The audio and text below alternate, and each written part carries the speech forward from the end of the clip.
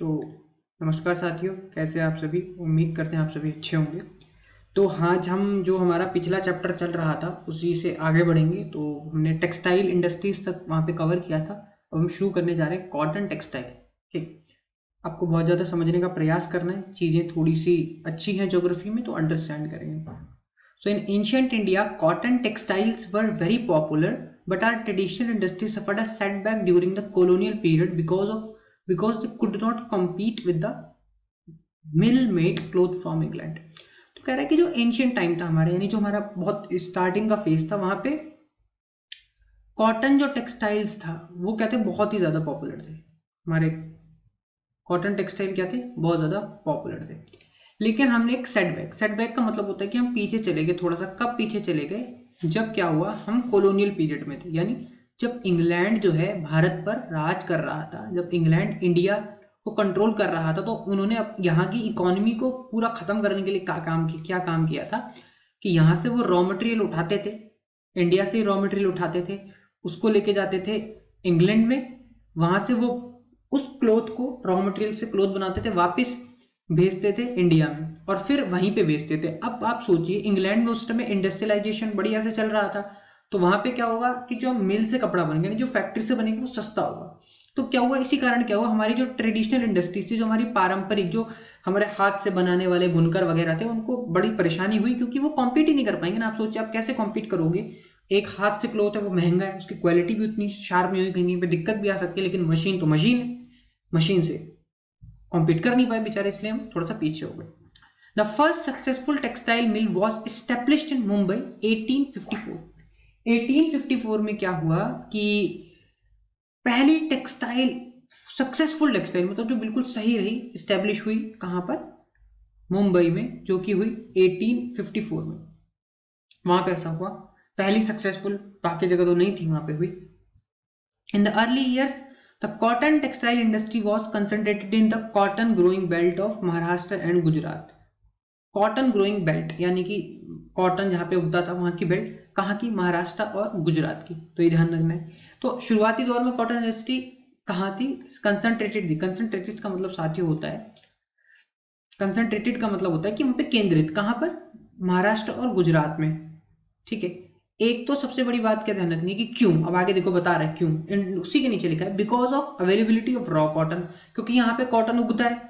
तो कंसेंट्रेटेड का मतलब है कि यहीं पे थी, तो यहाँ पे कॉटन उगता है, यहाँ पे मार्केट भी अच्छी थी उस जमाने में, और ट्रांसपोर्ट भी था, इंक्लूडिंग एक्सेसिबल पोर्ट फैसिलिटीज। सबसे इंपॉर्टेंट बात है पोर्ट फैसिलिटीज। देखिए, पोर्ट होगा तो क्या होगा, आप बाहर भेज सकते हो, पोर्ट होगा तो आप बाहर भेज सकते हो, एक्सपोर्ट कर सकते हो ना, एक्सपोर्ट कर सकते हो आप, क्योंकि आपके पास पोर्ट है, और लेबर वहां पे मिल जाती थी आपको, मॉइस्ट क्लाइमेट मिल जाता था। तो जिस वजह से क्या होता था कि शुरुआती दौर में कहां पे हम कंसंट्रेटेड थे? केवल महाराष्ट्र और गुजरात में। तो ये सबसे अभी एग्जाम में सवाल पूछा जा सकता है कि why in the initial early years the cotton textile was concentrated in the Maharashtra and Gujarat. तो आप बोल सकते हो because of availability of raw cotton, market, transport including accessible port facilities, labour, moist climate. इसके कारण क्या था कि आप वहीं पर केवल केंद्रित थे। फिर Mahatma Gandhi laid emphasis on spinning yarn and weaving khadi because of the handspun khadi provides large scale employment to the weavers in their homes as a cottage industry.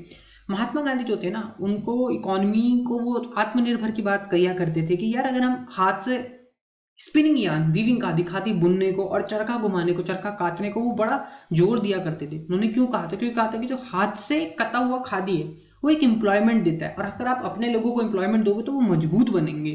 कुटीर उद्योग, कॉटेज इंडस्ट्री, अपनी घरों में उद्योग अगर आप लगाओगे तो आप आगे बढ़ पाओगे, जो कि चाइना में आज आप देखेंगे घर घर में उद्योग है। वही गांधी जी भी बात कह रहे थे कि घर घर में उद्योग हो, ताकि हम लोग मजबूत बन पाए, आत्मनिर्भर बन पाए, और हमारे लोगों को रोजगार मिले। नहीं तो मिल जो बाहर से फैक्ट्री से आ रहा है वो तो उससे बेचारे कैसे लड़ेंगे।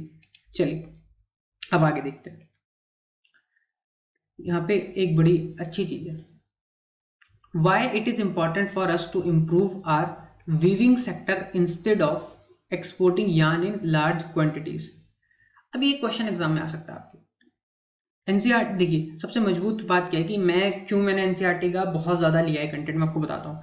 तो मैं शुरुआत में था तो मैं मतलब एनसीईआरटी को ऐसे लाइन बाय लाइन हम नहीं पढ़ा करते थे, शुरुआत में हम केवल सब कुछ पढ़ के ऐसे पढ़ा करते थे, लेकिन कुछ समय बाद जब मैंने एक दो एग्जाम देखे तो वहाँ पे क्या हुआ कि जो ज्योग्राफी और हिस्ट्री है वहाँ पे एनसीईआरटी लाइनों से सवाल आ रहा है। तो यही आपका इसका इंपॉर्टेंट ये सवाल आ सकता है एग्जाम में कि why it is important for अस, हमारे लिए क्यों जरूरी है कि हम इंप्रूव करें अपना वीविंग सेक्टर, मतलब बुनकर वाला सेक्टर, इंस्टेड ऑफ, मतलब क्यों उसको इंप्रूव करें बजाय इसके कि हम एक्सपोर्टिंग यान, यानी कि हम बहुत ज्यादा यान को, जो सूत है उसको बड़ी क्वांटिटीज में मशीन से बना के एक्सपोर्ट कर दें। अब आगे देख रहे हैं क्या कह रहे हैं। ऑल्दो वी हैव मेड, इसका आंसर भी आप इसे देंगे, although we have made significant increase in the production of good quality long staple cotton, कह रहा है कि हमने बिल्कुल एक थोड़ा सा इंक्रीज किया है प्रोडक्शन में किसकी, गुड क्वालिटी लॉन्ग, जो लंबा चल पाए cotton. The need to import is still left felt, कि मतलब लेकिन अब भी हमें क्या जरूरत पड़ रही है कि कॉटन का हम अब भी क्या कर रहे हैं, हमें उसके इंपोर्ट की जरूरत अभी आज भी है, हमें उसके इंपोर्ट की जरूरत आज भी फील होती है, still felt. Power supply is erratic and machinery, power supply is erratic and machinery needs to be upgraded in the weaving and process sector in particular. तो वही कह रहा है कि पावर सप्लाई को हमें अच्छा करना है और मशीनरी को भी अपग्रेडेड करते रहना होगा। मतलब मशीन ये नहीं है कि आप 10 साल पुरानी मशीन है, 2022 में आप बात कर रहे हैं 1900 की मशीन लेके घूम रहे हो, तो कैसे काम चलेगा। Other problems are the low output और labour stiff competition with synthetic fibre. दूसरी बात क्या है कि प्रॉब्लम्स, ये भी वैसे ही समझाना चाह रहा है कि मतलब प्रॉब्लम क्या क्या है, ये तो है कि व्हाई इट इज इंपॉर्टेंट है, क्यों इंपॉर्टेंट है, क्योंकि हमारे पास ये मतलब ये सारी प्रॉब्लम है, इसका सॉल्यूशन है ये। और दूसरी बात क्या है कि ये भी एक और एग्जाम में पूछ सकते हैं आपसे कि ये एक लाइन एक और आ सकती है क्वेश्चन बन के, ऑल्दो वी हैव मेड, ये लाइन आप ध्यान रखिए कि अब तक अभी एग्जाम में आपको दिखे ये वाली line, although we have made significant increase in the production of good quality long staple cotton, the need of import is still felt, explain, comment. तो आगे बता सकते हो आप, क्योंकि पावर सप्लाई इरेटिक है, दिक्कत होती है, मशीनरी को अपग्रेड करने की जरूरत है। और अदर प्रॉब्लम क्या है कि लो आउटपुट ऑफ लेबर, जो लेबर है यानी कि जो काम करने वाला है, जो लेबर है जो काम कर रहा है, उसका आउटपुट बड़ा लो है, वो प्रोडक्शन इतनी कर ही नहीं पाता कि हम नीड्स को फुलफिल कर पाए। और स्टिफ कंपटीशन है हमारे पास, बहुत तगड़ा कंपटीशन है, किससे, सिंथेटिक फाइबर। सिंथेटिक मतलब जो आपके फाइबर जैसे नायलॉन, क्या बोलते हैं, सिंथेटिक फाइबर, अब इससे आपको कॉम्पीट करना है। तो ये सारी प्रॉब्लम्स है, इसके लिए हमें क्या जरूरत है, हम वीविंग सेक्टर पे हमें ध्यान देना चाहिए। ठीक, तो ये सारी बातें आप लिखेंगे। इसमें 2 क्वेश्चन मैंने आपको बताए कि why it is important for us to improve, क्यों हमें जरूरत है, और एक ये वाला question, 2 question, although we have made significant increase in the production of good quality long staple cotton, the need to import is still felt. तो ये 2 सवाल आप जरूर ध्यान रखिएगा, क्या पता आपको एग्जाम में दिखे। आगे देखिए, जूट टेक्सटाइल्स। चलिए, तो जूट टेक्सटाइल पे ध्यान दीजिए। जूट टेक्सटाइल का मतलब है कि जूट जो कपड़े की इंडस्ट्री, वो India is the largest producer of raw jute, ध्यान रखिएगा, ये क्वेश्चन आ सकता है आपको 2 मार्क्स में। एंड जूट गुड्स, जूट में भी और जूट के गुड्स में भी, जूट का सामान जो है, and stayed at second place as an exporter of after Bangladesh. तो ये भी पूछ सकते हैं कि सेकंड प्लेस पे है एक्सपोर्टर जूट का आफ्टर बांग्लादेश। पहले भी होता बट वो पता ही है आपको, तो ध्यान रखना है। अब हमें क्या करना है इसमें दो तीन बातें फैक्टर ध्यान रखना है। तो फैक्ट्स जो है याद करने वाली, कंटेंट ध्यान रखिए।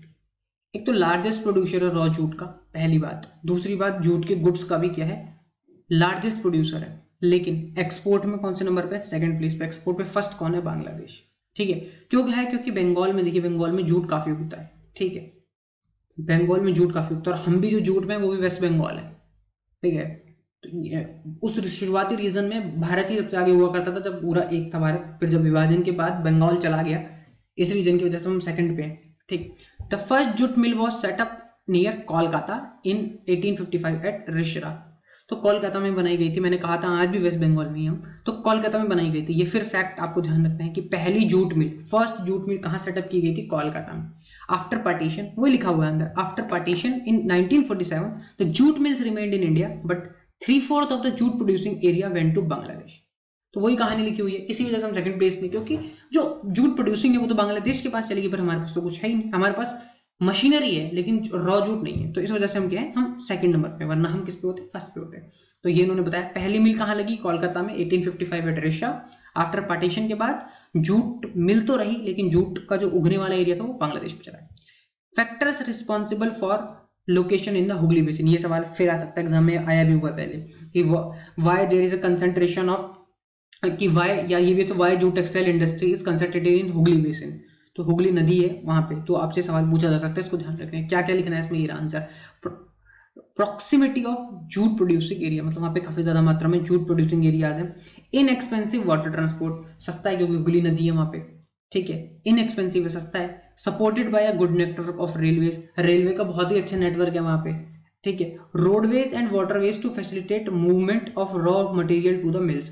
तो कह रहा है कि सबसे पहली बात क्या है, वाटर ट्रांसपोर्ट भी सस्ता है और रेलवे और रोडवेज और वाटरवेज तीनों ने मिला के एक बढ़िया सा एक ट्रांसपोर्ट हमें दिया हुआ ताकि हम रॉ मटेरियल यानी कि जो कच्चा माल है उसको फैक्ट्रियों में जो है ला सके। Abundant water for processing raw jute, बहुत ज्यादा मात्रा में वाटर है हमारे पास जिससे रॉ जूट बन पाता है। Cheap labour from West Bengal, Bihar, Orissa and Uttar Pradesh, सस्ती लेबर मिल जाती है यहाँ पे। And Kolkata as a large urban centre provides banking, insurance and port facilities for export of jute goods. तो क्या कह रहा है कि जो कोलकाता है, कोलकाता एज अ सेंटर क्या देता है, मार्केट देता है, वहां पे आपको इंश्योरेंस की सुविधा मिल जाएगी और बैंकिंग मिल जाएगा, पोर्ट मिल जाएगा। तो ये सारे मिल की चीजें जो है क्या बनाती है हुगली बेसिन, क्या क्या, जूट प्रोड्यूसिंग प्रोक्सिमिटी है उसकी, इनएक्सपेंसिव वाटर ट्रांसपोर्ट है, supported by good network of railways, roadways and waterways to facilitate movement, यानी फैसिलिटेट का मतलब होता है कर पाना, मूवमेंट करना of raw material to the mills. Abundant water, बहुत ठीक ठाक मात्रा में क्या बोलते हैं हमें प्रोसेसिंग रू जूट को बनाने के लिए मिल जाता है, मतलब रॉ जूट को बनाने के लिए मिल जाता है। चीप लेबर मिल जाती है बंगाल से, बिहार से, उड़ीसा से, उत्तर प्रदेश से। कोलकाता एक लार्ज सेंटर है जो बैंकिंग, इंश्योरेंस और पोर्ट फैसिलिटीज आपको देता है। तो ये बात मेरी समझ में आपको मुझे लगता है कि ये आया होगा। ये भी क्वेश्चन आपको एग्जाम में रेज किया जा सकता है कि व्हाट आर द चैलेंजेस। तो चैलेंजेस क्या क्या है भाई, stiff competition in the international market from synthetic substitutes. ये रहा पहली बात, क्या है ध्यान रखना है कि भैया जूट के अलावा जो सिंथेटिक है यानी जो मशीनों से बना हुआ उससे बहुत कंपटीशन मिल रहा है, और दूसरा कंपटीशन इसी से मिल रहा है कूट में जो इंडस्ट्रीज है, जैसे जो कंट्रीज हैं जैसे बांग्लादेश है, ब्राजील है, फिलीपींस है, इजिप्ट, थाईलैंड है, ये भी हमको क्या दे रहे हैं, कंपटीशन दे रहे हैं जूट की इंडस्ट्री। ठीक, आगे देखें, sugar industry. India occupies as first place in the production of gur and मतलब in the production of gur. First place क्या है, हम गुड़ में है ना, ये शुगर तो नहीं, गुड़ में है, शुगर शायद गुड़ में, और खांड सारी से लिखा होगा आप कहीं किसी किताब में गुड़ की बात कर रहा है, तो गुड़ में हम जो है नंबर 1 पे। The raw material used in this industry is bulky, raw material बहुत ज्यादा बल्की होता है। And haulage it's sucrose content reduces, तो ये भारी होता है, तो अगर इधर उधर ले जाने में दिक्कत होती है तो उसका सुक्रोज का कंटेंट कम होता है। द इंडस्ट्री जो है सीजनल है, क्योंकि हर सीजन में जब गन्ना नहीं उगा सकते, तो कोऑपरेटिव सेक्टर के लिए आइडियली शूटेड है, क्योंकि हर आदमी तो अगर सीजनल होगा तो कैसे मैनेज करेगा। In recent year there is ये रहा एक क्वेश्चन, ध्यान रखिए, ये तो फैक्चुअल सवाल है, फैक्ट की बात है, ये तो चीज आप ध्यान रखना है। ये एक अच्छा क्वेश्चन है फैक्ट के लिए कि उसका कंटेंट क्यों रिड्यूस होता है, ये एक क्वेश्चन बहुत अच्छा है। In recent years there is a tendency for the mills to shift and concentrate in the southern and western states, specially in Maharashtra. तो कह रहा है कि भैया अभी जो है देखने में आ रहा है कि जो फैक्ट्रीज हैं वो सदर्न और वेस्टर्न स्टेट्स में जा रही है, स्पेशली महाराष्ट्र में। अब सवाल आता है क्यों, ये एग्जाम में आएगा आपको, इतनी लाइन लिखेंगे ऐसे करके और उसके बाद लिखेंगे कमेंट। अब इसमें कमेंट में समझ में नहीं आता कि यार लिखें, तो उसी के नीचे आंसर भी लिखा हुआ क्यों, because this is because the cane produce, cane मतलब शुगर केन, जहां जो उगाया जाता है उसका सुक्रोज कंटेंट बहुत है। सुक्रोज मतलब जिससे उसमें मिठास आती है, सुक्रोज का कंटेंट बहुत ज्यादा है वहां पे, वहां का जो गन्ना उसमें मिठास ज्यादा है, मिठास ज्यादा तो चीनी ज्यादा बनेगी। The cooler climate also ensures a long crushing session, यानी कि जो कूलर क्लाइमेट है बहुत लंबा हमें एक सीजन देता है क्रशिंग का। मोरओवर, और दूसरी बात क्या है कि जो कोऑपरेटिव्स हैं, आप ध्यान रखना, कल हमने पढ़ा था कि जो महाराष्ट्र है वहां पे कोऑपरेटिव इंडस्ट्री बहुत अच्छे से काम कर रही है, वो भी चीनी के लिए हमने एग्जांपल भी देखा था। कोऑपरेटिव सेक्टर्स बहुत अच्छे हैं, और हमने क्या पढ़ा अभी, सीजनल है तो कोऑपरेटिव के लिए आइडियली सूटेड है। आइडियली का मतलब होता है कि ऐसा ही चाहते थे वैसा ही है, ठीक है। तो कोऑपरेटिव बहुत ज्यादा सक्सेसफुल है इस एरिया में, इसी वजह से यहाँ पे क्या हो रहा है, कंसंट्रेशन हो रहा है। अगर फिर सवाल आ जाए कि भाई बताइए क्यों कंसंट्रेट हो रहा है महाराष्ट्र में, तो क्या क्या लिखेंगे आप कि भैया यहाँ जो गन्ना मिलता है वो हाई है सुक्रोज कंटेंट में, कूलर क्लाइमेट बहुत अच्छा सीजन देता है, और उसके बाद कोऑपरेटिव्स जो है बहुत ज्यादा सक्सेसफुल है, यानी सहकारी जो समूह मिलजुल के काम करने वाले लोग हैं बहुत ज्यादा सक्सेसफुल है। आगे देखिए, मेजर चैलेंज, फिर क्वेश्चन आ सकता है कि भाई चैलेंज बताओ कौन कौन से हैं। तो ये एक तो सीजनल नेचर है, ऑफ कोर्स की बात है यार, किसी सीजन में अगर केवल एक सीजन में काम होता है तो दिक्कत आएगी। दूसरी बात क्या है, old and inefficient methods of production, वही उगा रहे हैं पहला भैया गन्ने को सिंपल तरीके से उगा रहे, कोई मशीनरी आ नहीं रही है।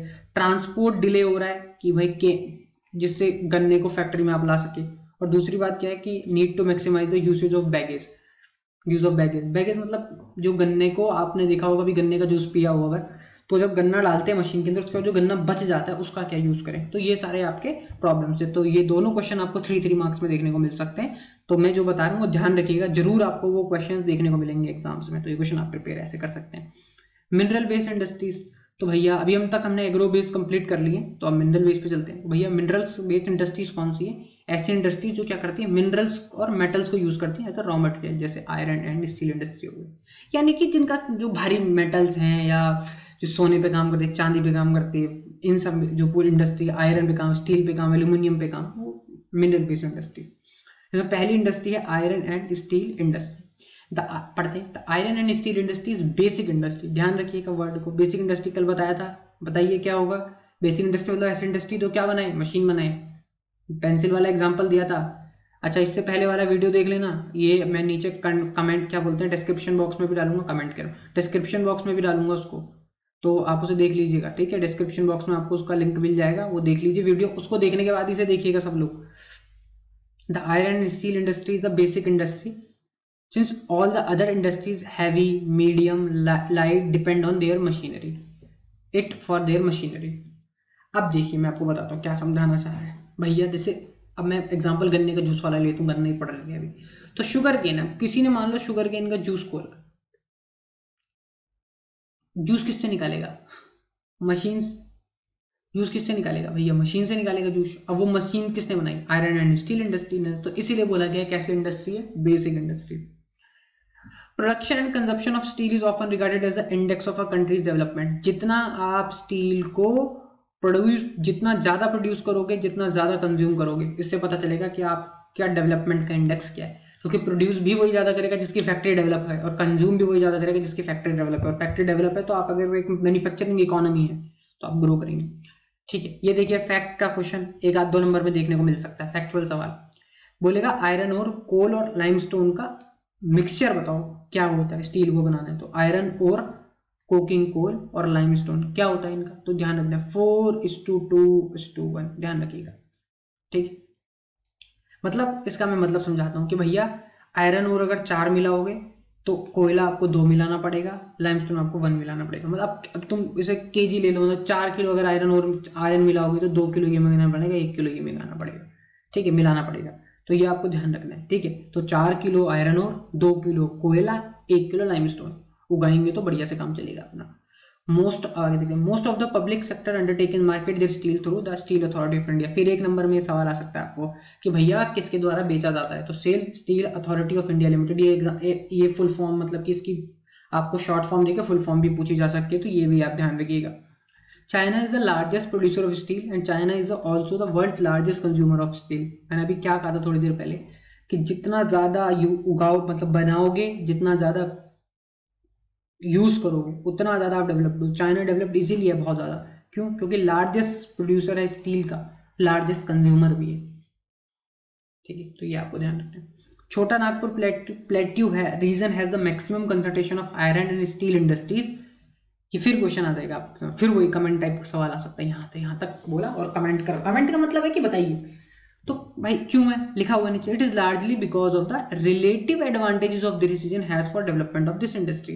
कि जो भैया रिलेटिव है मतलब कि जो सापेक्ष हैं, कि ये किस कारणवश है यहाँ पर उस रीजन में, तो उसी के कारण क्या है डेवलपमेंट हो रहा है। जैसे छोटा नागपुर है, वहां पे आयरन ओर मिल गया, अब आयरन ओर मिल गया तो मिल गया, अब वो रिलेटिव एडवांटेज है। तो छोटा नागपुर प्लेटू क्या है, मैक्सिमम कंसंट्रेशन है आयरन का। क्यों, because of the relative advantages of this region has for development of this country. दूसरी बात मेरी हमेशा ध्यान रखिएगा, आप ज्योग्राफी में ना थोड़ा सा बुकिश लैंग्वेज को थोड़ा सा ज्यादा प्रेफर करिए, क्योंकि थोड़ा सा टेक्निकल सब्जेक्ट है, और टेक्निकल सब्जेक्ट डिमांड करता है कि आप उसके टेक्निकल शब्दों का प्रयोग करें, ना कि अपनी भाषा में कुछ भी लिखें।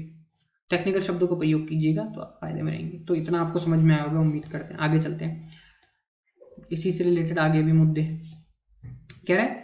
This include low cost of iron ore, high grade raw materials, proximity, cheap labour and vast growth of potential in the home market. अब ये आप बोलो ये क्या है, अभी थोड़ी देर ये भी पिछली स्लाइड में हमने डिस्कस किया था ना, ये वाला, ये छोटा नागपुर प्लेटू वाला, इसमें बोला था कि रिलेटिव एडवांटेजेस हैं, ये हैं वो रिलेटिव एडवांटेजेस। तो पहले आपको अगर सवाल है तो वो पैराग्राफ लिखना है, दूसरा आपको ये पैराग्राफ लिखना है कि ये क्या इंक्लूड करता है, low cost of iron ore, iron ore की बहुत कम cost, high grade raw material in proximity, proximity का मतलब क्या होता है, बहुत ज्यादा मात्रा में, और cheap labour and vast growth, cheap labour मिल जाती है, सस्ती लेबर, और वास्ट ग्रोथ, प्रॉक्सिमिटी का भी कर सकते हो, जितना रिक्वायरमेंट उतना मिल जाता है, और vast growth potential in the home market, मतलब जहां पे है वहां पे पोटेंशियल बहुत ज्यादा है ग्रो करने का आपको। तो ये रीजन है। क्या क्या, आयरन ओर मिल जाती है सस्ती, ठीक है, हाई ग्रेड मिल जाता है रॉ मटेरियल अच्छा क्वालिटी का, प्रॉक्सिमिटी मतलब मात्रा में जितनी चाहिए, चीप लेबर मिल जाती है, और दूसरी बात पोटेंशियल बहुत है। फिर एक और क्वेश्चन ये भी आएगा कि क्यों हम परफॉर्म नहीं कर पा रहे अपना फुल पोटेंशियल एनर्जी से इस आयरन एंड स्टील इंडस्ट्री में। आंसर लिखा हुआ है आप ही के सामने, because high cost and limited availability of coking coal, बहुत ज्यादा जो कॉस्ट है, high cost and limited availability of cooking coal, coking coal कह लो कि भैया एक तो कॉस्ट बहुत ज्यादा है इस इंडस्ट्री क्योंकि मशीन लगानी है, पैसा बहुत लगेगा, दूसरी बात अवेलेबिलिटी बड़ी लिमिटेड है कोल वगैरह की, प्रोडक्टिविटी बड़ी कम है लेबर की, और इरेगुलर सप्लाई ऑफ एनर्जी चाहिए है हमारे पास पूरा ही, और पुअर इंफ्रास्ट्रक्चर है, मतलब ठीक से एक डेवलपमेंट नहीं हुआ है कि यहाँ पे फैक्ट्री वगैरह बहुत अच्छे से लगी हो, इरेगुलर सप्लाई एनर्जी कभी आती कभी नहीं आती, प्रोडक्टिविटी लेबर की कम है, कॉस्ट बहुत ज्यादा लगती है इस इंडस्ट्री को डेवलप करने में, और लिमिटेड अवेलेबिलिटी। दूसरी बात, liberalisation and for FDI have given a boost to the industry with the efforts of private entrepreneurs, तो प्राइवेट जो लोग आए हैं और जो बाहर से इन्वेस्टमेंट आया, लिबरलाइजेशन मतलब हमने जब फ्री किया, टैक्स फ्री किया चीजों को, तो उससे फायदा हुआ, ठीक है। Process of manufacturing of steel, तो देख लीजिए भैया, ये NCERT से उठाया आपका डायग्राम, क्या क्या है तो देख लीजिए, process of manufacture of steel. तो सबसे पहले क्या लिखा है, transport of raw material to plant, मतलब कि जो भी आयरन ओर है आपका, उस आयरन ओर को आप कहाँ लाए, आप उसको लाए फैक्ट्री में, प्लांट में, लिखा हुआ ना प्लांट में लाए। यहाँ पे आपने क्या किया, आयरन ओर को मेल्ट किया, limestone is fluxing material which is added, limestone add किया फ्लक्स मतलब मिलाने के लिए, स्लैग इज रिमूव, स्लैग मतलब होता है दोस्तों इम्प्योरिटी, जो भी इम्प्योरिटी है उसे स्लैग बोलते हैं, इम्प्योरिटी को स्लैग बोलते हैं। And coke is burn to heat the ore, और कोक को जलाया जाता है कोयले को, ताकि आप उसमें क्या करो, उसको ओर को पिघलाओ, आयरन ओर को पिघलाओगे ना, तो ये आग तो चाहिए, कहाँ से लाओगे, यहाँ से लाते हैं, pig iron, molten materials poured into moulds called pigs, तो एक मतलब पिग आयरन कह लो कि आप एक जैसे एक मोल्ड, मतलब कि एक चीज है जिसमें आप रखते हो उसको बोलते हैं पिग्स, है ना, मोल्ड्स में पिग्स। तो आपको ये भी क्वेश्चन आ रही है कि ध्यान रखना, कभी आ गया व्हाट इज पिग, तो व्हाट इज या व्हाट आर पिग्स, अब ये नहीं कि पिग्स आप सुअर लिखा हो उसमें, ये नहीं लिखना है आपको, क्या लिखना है, molten materials poured into moulds called pigs, ठीक है। तो ये आप ध्यान रखना, पिग आयरन आयरन का टाइप होता है, तो ये आप ध्यान रखना। फिर उसके बाद pig iron is further purified by melting and oxidising the impurities, oxygen process होता है, ऑक्सीडेशन, अगर आप जो 10th में बच्चे हैं ऑक्सीडेशन आपने जरूर पढ़ा होगा, ये ऑक्सीजन का एडिशन से आप क्या करते हो, पिग आयरन को प्यूरिफाई करते हो। फिर उसके बाद आप क्या होते हो, manganese nickel chromium are added, ये सवाल ना शायद ये 2 नंबर में फैक्ट में बना ले जाएंगे, क्या है ये क्वेश्चन, बोल सकते हैं आपको, बोलेंगे कि भाई एक बात बताओ, ये आपको थोड़ा सा कलर चेंज कर लेते हैं, ये आपको पूछ सकते हैं कि भैया एक बात बताओ आप हमको कि जब भी हम स्टील बनाते हैं तो उसमें हम आयरन में क्या क्या ऐड करते हैं, तो मैग्नीज निकेल और क्रोमियम, तो ये सवाल आपको ये पूछ सकते हैं, ठीक, तो ये आप जो है ध्यान रखना, ये सवाल आपको एग्जाम में पूछ लेंगे, ठीक है, तो ये आपको एक ध्यान रखना है। उसके बाद आप मेटल को शेप देंगे, रोल करेंगे, मतलब उसको प्रेसिंग करेंगे, कास्टिंग करेंगे, फॉर्गिंग करेंगे, मतलब रिफाइन करेंगे मेटल को अच्छे से, जो है अच्छी शेप में ला के देंगे। तो ये बात आपको जो है ध्यान रखने की, इस तरह से ये चीज़ें बनती हैं। तो आज भी से इतना ख़त्म करेंगे, क्योंकि मैं नहीं चाहता ज्योग्राफी बहुत जल्दी जल्दी कराऊँ, तो लंबा वीडियो हुआ है, आराम से पढ़ाते हैं। तो एक बार क्या करते हैं, जल्दी से जो है सब रिवाइज कर लेते हैं, ये हम इसे यहीं यहाँ जो करेंगे। ये तो कल हमने टेक्सटाइल इंडस्ट्री तक किया था, आगे चलते हैं। तो कॉटन टेक्सटाइल पढ़ा कि भैया बहुत पॉपुलर था इंडिया में, लेकिन बाद में क्या हुआ, कॉलोनियल पीरियड में हमारा ये हम इससे कॉम्पीट नहीं कर पाए और हमारी इंडस्ट्री को सेटबैक लगा। पहली फर्स्ट सक्सेसफुल टेक्सटाइल मिल कहाँ स्टैब्लिश की गई थी, मुंबई में। हमारे अर्ली ईयर्स में महाराष्ट्र गुजरात में ही हम रहे, क्यों रहे, क्योंकि वहाँ पे रॉ कॉटन था, मार्केट मिल जाती थी, ट्रांसपोर्ट मिल जाता था, पोर्ट मिल जाता था, सस्ती लेबर मिल जाती थी, क्लाइमेट अच्छा मिल जाता था। गांधी जी ने बहुत इंफेसिस दिया, क्यों दिया, ताकि हम एम्प्लॉयमेंट जनरेट कर सकें। ये हमने बोला कि क्यों हमें जरूरत है, अपने लार्ज क्वांटिटीज़ की बजाय, मतलब एक्सपोर्ट करने की बजाय अपने जो वीविंग इंडस्ट्री उसे सुधारने की, क्योंकि भाई हमने इसमें बहुत सारी प्रोडक्शन तो बहुत अच्छी कर ली है, लेकिन हमारे पास इंपोर्ट की ज़रूरत हमें अभी भी पड़ती है, क्योंकि हमारी पावर सप्लाई रेटिक है, मशीनरी को अपग्रेडेड करना है और अदर प्रॉब्लम जैसे लो आउटपुट ऑफ लेबर है, स्टिफ कॉम्पिटिशन, इसीलिए हमें अपनी वीविंग इंडस्ट्री पर ध्यान देना चाहिए। तो इसमें 2-3 क्वेश्चन मैंने आपको समझाए थे, वो आप देख लेना। आगे जूट टेक्सटाइल के बारे में बात करी तो इंडिया लार्जेस्ट प्रोड्यूसर है जूट का, जूट के गुड्स का भी, और सेकंड प्लेस पे आप एक्सपोर्ट की बात करें अगर तो पहली जूट मिल जो है कहाँ लगाई गई थी, कोलकाता में लगाई गई थी।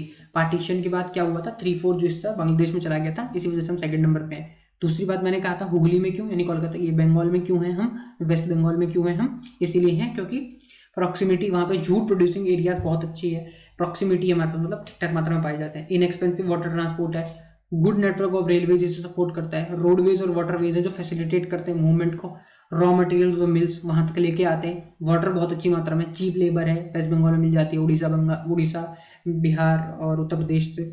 कोलकाता एक लार्ज अर्बन एरिया है। चैलेंजेस क्या है कि कंपटीशन बहुत है इंडस्ट्रियल मार्केट, सिंथेटिक फाइबर से और दूसरी कंट्री से भी। शुगर इंडस्ट्री मैंने कहा कि फर्स्ट प्लेस पे हम गुड़ में, और इसके अंदर जो यूज़ किया जाता है वो बल्कि होता है, और इसके जो कारण कभी कभार क्या होता है कि इसका सुक्रोज कंटेंट रिड्यूस हो जाता है। इंडस्ट्री सीजनल है, कोऑपरेटिव के लिए जरूरी है। फिर मैंने क्या कहा था, हम भाई क्या बोलते हैं महाराष्ट्र की तरफ अभी जा रहे हैं, क्यों जा रहे हैं, क्योंकि हाई सुक्रोज कंटेंट है यहाँ पे, कूलर क्लाइमेट मिल जाता है, क्रशिंग सीजन लंबा है और कोऑपरेटिव सेक्टर बहुत ज़्यादा एक्टिव है। प्रॉब्लम क्या क्या है, सीजनल नेचर है, ओल्ड मेथड है, ट्रांसपोर्ट डिले है, नीड टू मैक्सिमाइज का बैगेज को कंट्रोल करने की ज़्यादा जरूरत है। मिनरल बेस्ड इंडस्ट्री जो मिनरल हम यूज़ करें, उसके बाद हमने आयरन एंड स्टील इंडस्ट्री की बात करी।